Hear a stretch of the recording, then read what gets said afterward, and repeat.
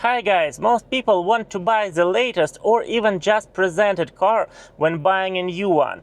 Or when they are buying the used car, then they try to get the latest model for the lowest amount of money. And that is a big mistake. Have you noticed that it is not enough to provide all information about your car to your mechanic or garage?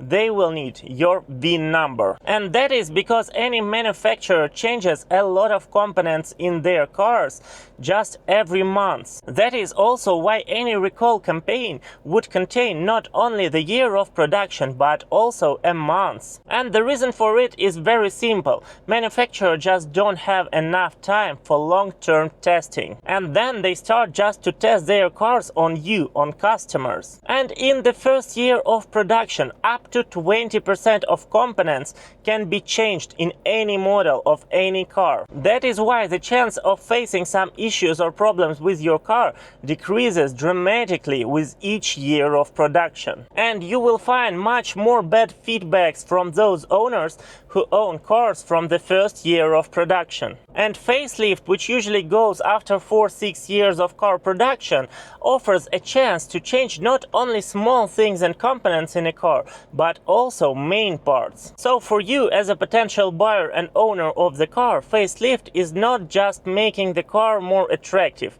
It is not always like that, for sure. But still, it is also a chance decreasing the chance of any issues with the car. And I would say that about 95% of cars would be more reliable after facelift. The great example here is an Audi Q5 of the first generation.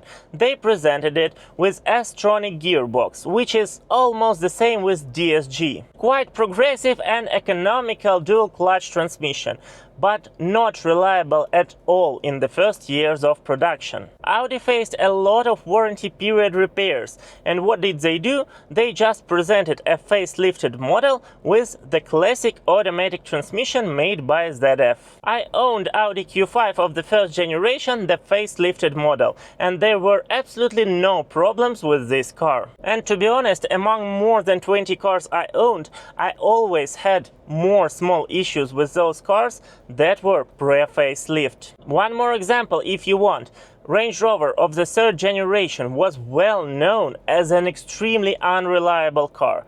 However, I owned a car of the last facelift, and to be honest, with time, it is now well known for being quite reliable with 5-liter engine. Please share below your experience regarding owning pre-facelifted and facelifted models. And what would you choose, more modern looking car or more reliable? Please press the like button if you enjoyed this video, it supports channel a lot, and subscribe for more. Thank you and see you soon, or right now if you click one of these two videos, and I hope you will enjoy them as well.